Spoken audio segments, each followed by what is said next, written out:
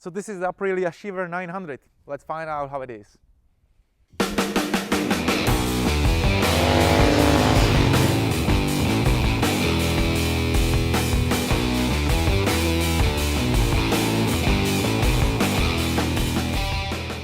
So the first Aprilia Shiver came on the market in 2007. It was 750 and it was a very important bike for Aprilia.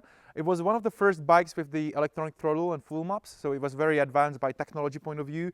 And also, what's more, it was the first Aprilia model with their own in-house created manufactured engine.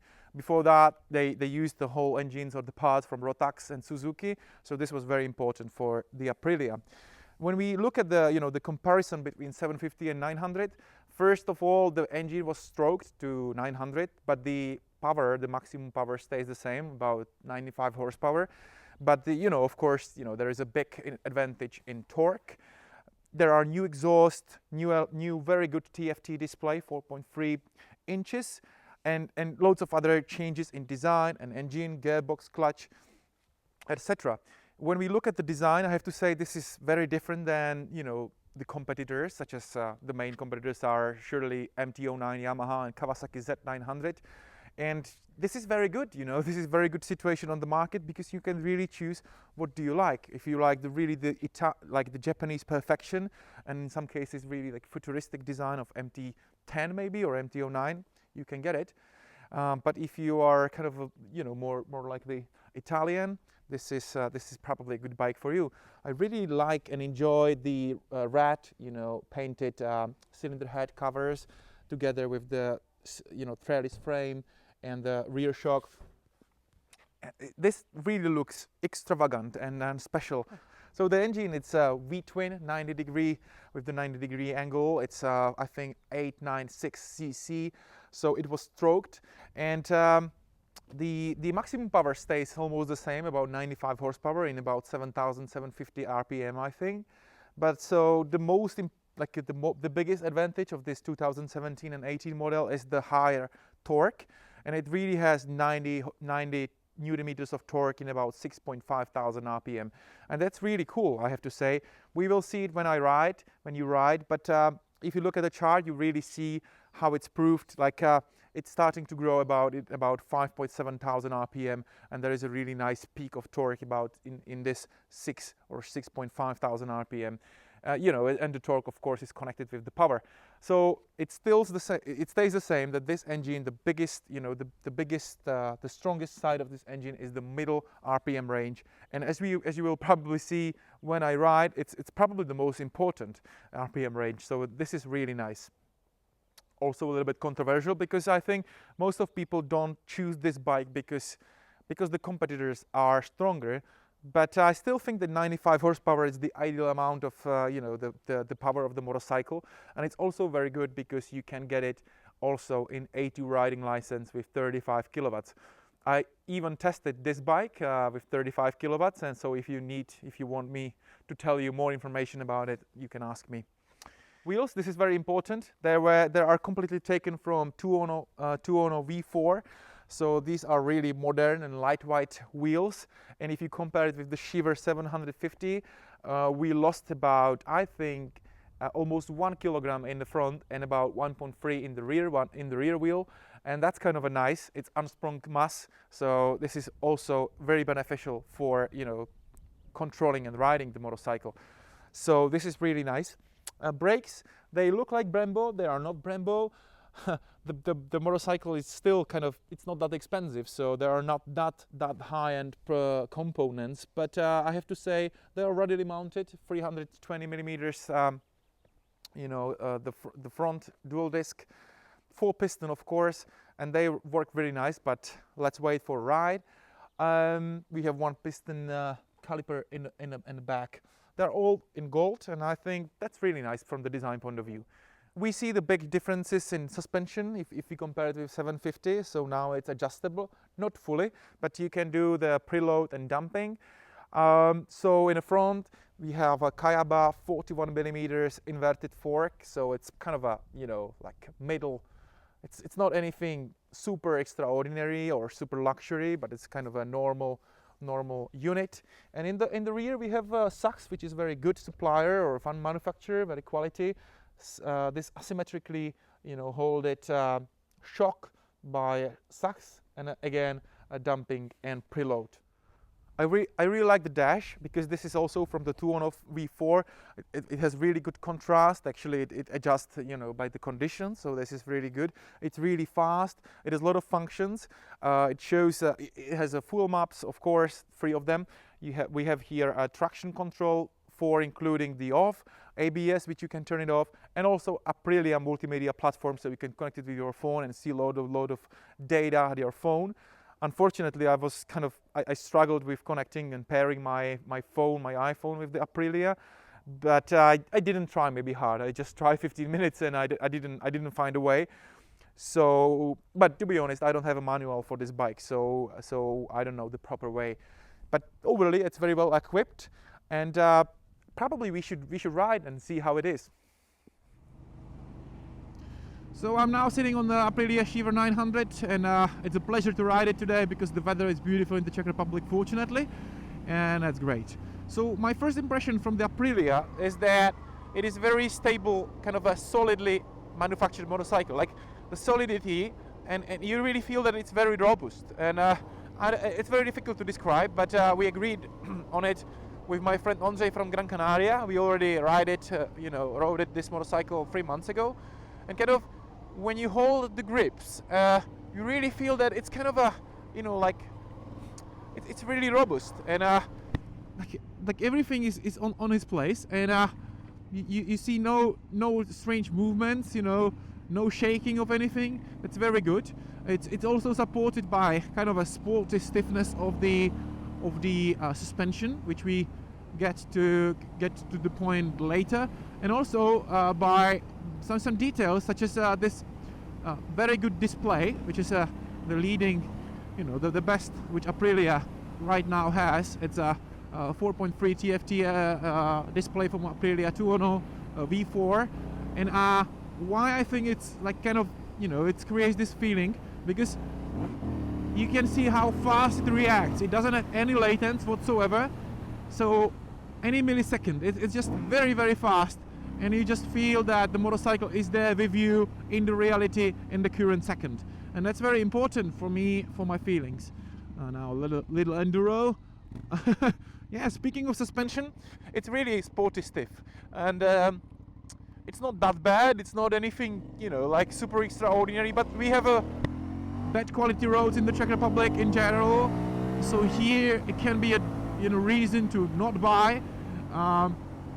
But for anyone who likes to ride fast in the corners and wants to have a stable bike, this is great. Wants to have a sporty feelings, Aprilia, and like race bikes, this is definitely okay.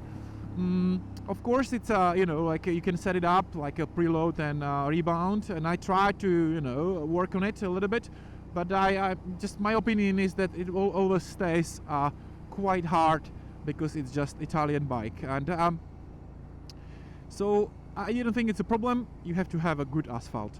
Now probably you are waiting for my comments about the engine, and this kind of 900cc V-twin, 95 horsepower and 90 Nm of torque is a very interesting kind of engine to talk about, because like I think that in the category of 900cc engines and bikes nowadays, people prefer Kawasaki Z900 and Yamaha MT-09. These are great bikes, and the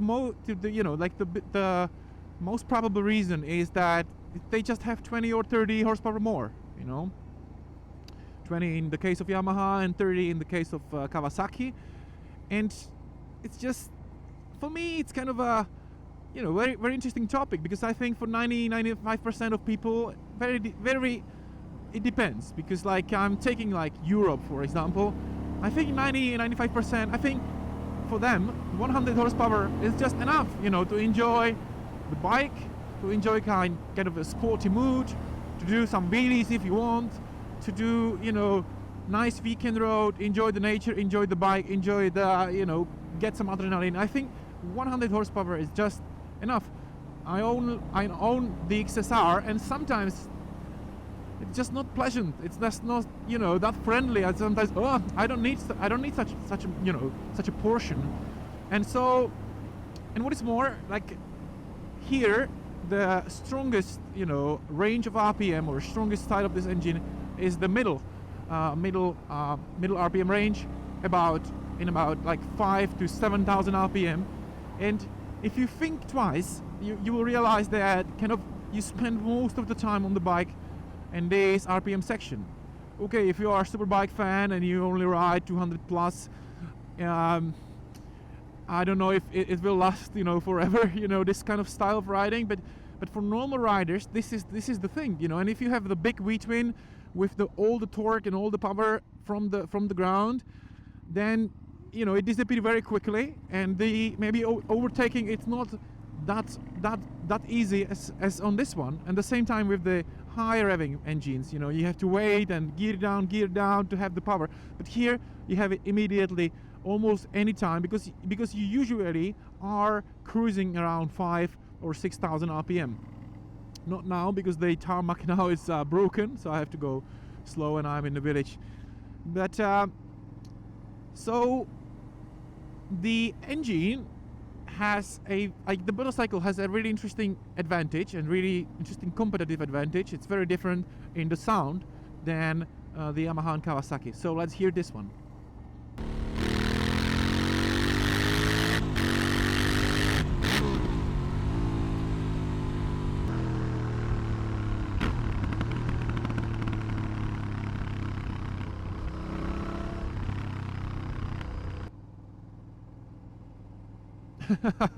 So I think this is very different. I really like it. I understand that people like the 4-cylinder and 3-cylinder engines, like the typical revving motorcycles, but this one is great, especially in the city, like when you go about 50 kilometers, you know, to the cafe, and it's just, people are, you know, they just hear it and they like it. From what I discussed with people, it's not intrusive. It's very nice sound, and I think for anyone maybe younger, this is a great thing. Now, in terms of speeds, it's not that like, again, like the strongest, you know, speeds are something like from 70 or 60 to 140. Then overtaking, it's very easy, and I'll show you this one.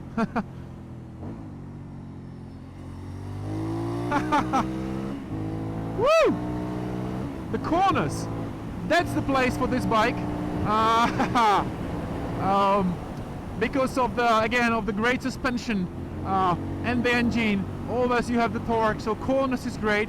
If you are looking for the abilities to be faster in acceleration from 0 to 280 or 180, this is not the bike. It can do it quick, as you can see. So this is the closed airport, Aprilia Shiver 900, traction control, turn it off, sport mode, the engine temperature is okay, so we shall go. Helmet, first gear, let's go. Woo! Third gear, 145, fourth gear, 170, what? Yes! The brakes gives you loads of stability, you know, loads of confidence, so the brakes are not problem. This is not a discipline for this kind of bike, but I think it's okay. I think it was very good, but it's not the discipline. This one is nice for a great trip around the house, enjoy the bike, enjoy the corners, enjoy the sound. Okay, just a few little details. The clutch, the manufacturer says that it's updated, it should go like 15 or 20% lighter, and it is light. It's very easy to operate. Both levers are adjustable. This is great.